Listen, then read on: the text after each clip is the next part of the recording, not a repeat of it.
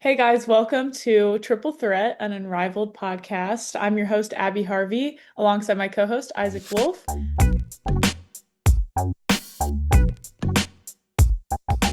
I am a grad student at Northwestern University playing softball and studying sports communication. Isaac, tell us a little bit about yourself. I am a senior at Indiana Wesleyan University. I am a student manager for the men's basketball team on campus, and my major is multimedia communications with an emphasis in sports media. And we kind of wanted to start this podcast because Unrivaled is in their second season, and it's obviously a growing league. So we want to, we enjoy women's basketball more than the average person. So this is kind of an outlet for us to talk about the new league and everything that comes along with it. Unrivaled was kind of created to give WNBA players a more of a domestic offseason, playing opportunity. A lot of WNBA players go overseas to make their money, to make ends meet.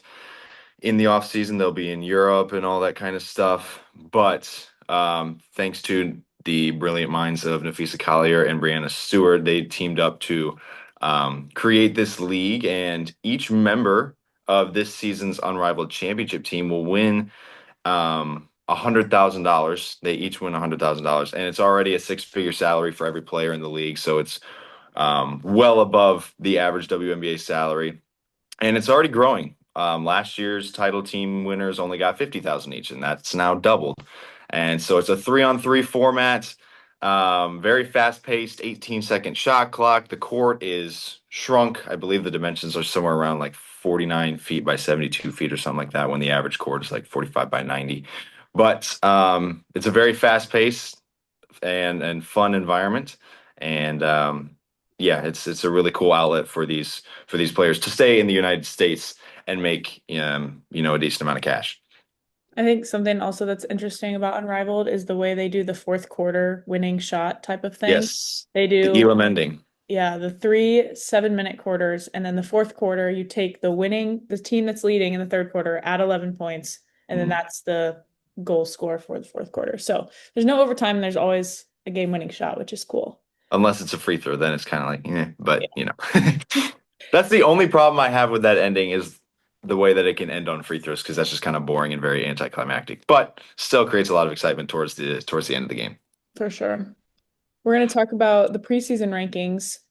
First round of games already happened, but before all that, preseason rankings came out. Laces were put in at preseason number one. They finished last season 7-7, but Alyssa Thomas and Jackie Young are returning. And obviously, Alyssa Thomas is a triple-double queen, as she showcased in the WNBA. So that will definitely carry over in the 3-on-3 setting. Number two is Breeze, who is my favorite team because it's all the youngins and Mhm. they definitely have a chip on their shoulder. It's literally every young player like their dream pretty much. And the chemistry in the first round was really good. So they came in at number two. Number three is Rose, who is last year's Unrivaled champion. They obviously suffered a lot of injuries last season, but Chelsea Gray is coming back, who set an Unrivaled record of 39 points and was last year's MVP. So obviously that team will be good again. Number four, Playoff MVP. yeah, playoff MVP. And the number four team is Mist with Brianna Stewart, who is one of the co-founders of Unrivaled. They finished 5-9 last season and had another team full of injuries.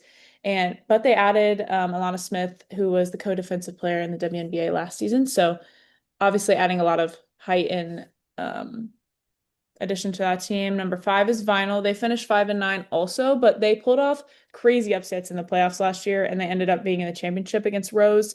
So that will be pretty fun to watch. And then I think they have one of the craftiest trios in the league, in my opinion, with Howard, Williams, and Wheeler. I feel like all three of them are just really fun to watch because they're literally everywhere on the court all the time. So those three together will be fun. Number six is Lunar Owls, who was by far the best team last season. They were 13-1, and their only loss was to the Rose, and then they lost in postseason. But Collier was obviously the player the whole year, best player on the team. Unfortunately, she will be out this year. We'll get to that in a little bit, but she also won the in-season tournament. So it'll take a minute to get this team to mesh together because that's obviously a big loss. So that's why they come in at six. And then number seven is Hive. They're one of the other new clubs along with the Breeze. They definitely have a quick team. I think they are will be a very entertaining team to watch. We're both Indiana Fever teams, and Kelsey Mitchell's on that team, who is one of the toughest players to guard in women's basketball. So that will be a good team to watch. And then number 8 is the Phantom. They went 4-10 last season, and they're only returning 2 players, but obviously adding in Kelsey Plum, who is making her Unrivaled debut, will be super fun. And then having Aaliyah Boston and Tiffany Hayes will be just a very aggressive duo. So that's the preseason rankings. Yeah, you mentioned, I mean, obviously the big news that came out right before the first round was that co-founder Nafisa Collier would miss the entire season. She's out 4 to 6 months because she got surgery on her ankles. We all remember the play in Game 3 of the series against the Mercury in the WNBA playoffs last summer, excuse me, where it was controversial collision with Alyssa Thomas. She kind of undercut her and um, Fee tore 3 ligaments in her left ankle and a muscle in her left shin. So there's a lot going on. And initially, during her first Unrivaled media session in mid-December, she told reporters that she would not need surgery for the ankle issues, but was still working to get back to 100%. Eventually, doctors determined that rehab would not be enough. And so now she has to go the surgical route, will miss the entire season, and the Lunar Owls are going to kind of struggle as a result of that. But one new thing with Unrivaled this year, obviously there were a plethora of injuries last year. That was a big topic of discussion. And so what they're doing, what the league is doing this year is adding a development pool of 6 players who are going to remain on site throughout the season and just be ready to fill in whenever someone goes down, because it was an issue with how many injuries there were trying to find people to fill last year. So, Haley Jones is on that list. Haley Van Lith is on that list. Michaela Thompson, Emily Angster, Zai James. And so those girls will be on site, ready to fill in whenever an injury occurs. Obviously, we hope they don't have to be, used and we hope everybody stays healthy. But that's a cool opportunity for them as well to get exposure to the league and be around it. And I'm sure most of them will be on rosters, within the next 2, 3 years, if not this year. So um, they'll train, they'll practice and participate in scrimmages. So they'll be active and playing down there on their own, and it'll be it'll be a good time for them, I think. But um, as I mentioned earlier, the we'll get into the games now. Round 1 was Monday, so a couple days ago now. Round 2 starts tomorrow, but Lunar Owls was, the first topic of discussion, obviously, with Fee being out. This wasn't this wasn't much of a game. It was the Chelsea Gray show. It was. um, she finished with 35 on 14 of 20, 5 of 10 from 3. So super efficient. She can just get to it. She can score from mid-range from 3, can get to the basket. She's a 3-level scorer, and she thrives in this kind of setting with space, a lot of space to operate with.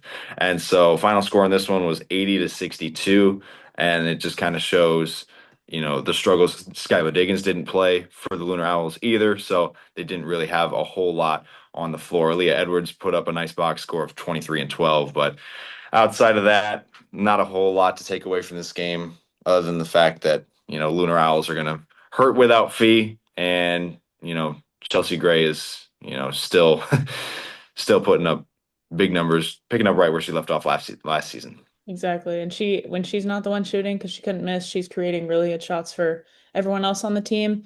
They had Fee come on the call during this game just to talk about her team and her injury and stuff like that. And she mentioned that their goal, the Lunar Owls going throughout this season, is to have a team full of shooters. And she was kind of talking about how they didn't shoot enough threes and that they should have shot a lot more. And if you look at the box score, that is true. They shot way less threes than the other team. But I think moving forward, if they can tap into that as their strength, then that could be something to turn them around. But right now, with Fee being out, it's going to be interesting to see how they come together as a team. So our next game that we'll cover is the Mist and the Hive. And this one was a Mist victory, 72-56. I think one of the main things I took away from this, obviously the Hive being one of the new clubs, um, I think Kelsey Mitchell is going to find a lot of success in this league. This wasn't her best night. She was just 4 of 13 from the field, had 11 points. But she went up against, I think the Mist have a chance to be the best defensive team in in the league. But Kelsey, obviously, with her pace and space game, she's going to be able to thrive in this 3v3 format. A lot faster paced, 18-second shot clock, shooting a lot of threes, getting to the hole. And obviously, her athleticism and her speed, I think, is going to be very beneficial for her. She's just got to get used to the dimensions and, the fact that it's 3-on-3. You're not playing, with fives. But um, I mean, the Hive, they're just kind of young and inexperienced right now. The Mist have established WNBA stars in Stewart, Alana Smith, Arike Ogunbowale, and Alicia Gray, and that's a pretty that's a pretty difficult four to go up against in your first game. Um, I think also with the Hive, only having Natisha Heidemann is the only Unrivaled player to be returning, and she correct. was on a relief contract last season. So, Mhm. I mean, when I was watching it, I could tell, obviously these girls are conditioned, but you could tell one team has played 3-on-3 a lot last year and one team hasn't. Yes. And you could tell in huddles, the heavy breathing, you could just tell it was different. You could tell the Mist were running up and down the court. It was a lot more of, I think the Mist played the most selfless basketball of all the teams. They were constantly looking for how can they make their teammates have an open look, which is hard, obviously, because it's 3-on-3. There's not really space for that, but I think the Mist did a very good job with that. And I think the Hive, again, with being a new team, is just going to take a minute to gel and figure out this 3-on-3 situation. I will say, they showed a bit of fight in the third quarter. They cut the lead to six. They were down 17 at one point in the second quarter, and they cut that all the way down to six. But then the Mist just kind of took over at the end of the third, doubled that lead to 12 going into the fourth. And that big of an advantage is very difficult to overcome with the target score ending. And so that's ultimately what got them the victory. Third game, Vinyl Laces. The Laces ended up winning 58 to 42. Jackie Young had that game winner, Mhm. and she had a good game. She had 15 points and 5 rebounds. Um, Honestly, I thought this game was going to be a little closer, but I think Erica Wheeler showed out. She's obviously new to the league. She played on the Fever a while ago, so that was fun to watch her again and kind of see her thrive because I think she's another player that can see a lot of success in this league.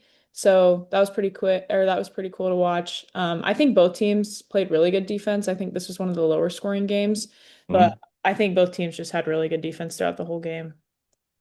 Yeah, I would say the Laces I like their trio for this format Mhm. because they can have Thomas as that playmaking hub at the elbow, high post, or even if in the low post, and obviously Sykes can get it and go, and then Jackie Young's just able to do a little bit of everything. She's very versatile. The Vinyl have size, which is good on the defensive end, kind of like you mentioned. This was more of a defensive battle. However, I am concerned for Griner and Hamby with the pace of play. I think Hamby can handle it a little bit better. She runs in transition a little bit better than Griner does, and Griner's just, simply a little bit bigger. Um, I'm also worried about them defensively because like they can protect the rim in the half court, but when it gets to transition, that's where it gets kind of dicey. They were up 11 in this game, ended up losing by 16. In the fourth quarter, Thomas got going. And I think Thomas needs to be a little bit more aggressive scoring the ball. She only had six in this game, only took six shots, 8 rebounds, 3 assists. I think she played the least minutes out of anybody now that I'm looking at it. But she can definitely be kind of like a prime playmaking hub in that high post area and get Sykes and Young working on some split actions or something like that. Because she's just a very good playmaker. And if, it's not there, obviously she's great at attacking mismatches one on one, getting to the hoop and playing physically because she's very, very physical as well. So, I also thought it was crazy that the Vinyl did not score at all in the winning score for the yes. quarter. They tried to make a comeback in the third, but did not score at all.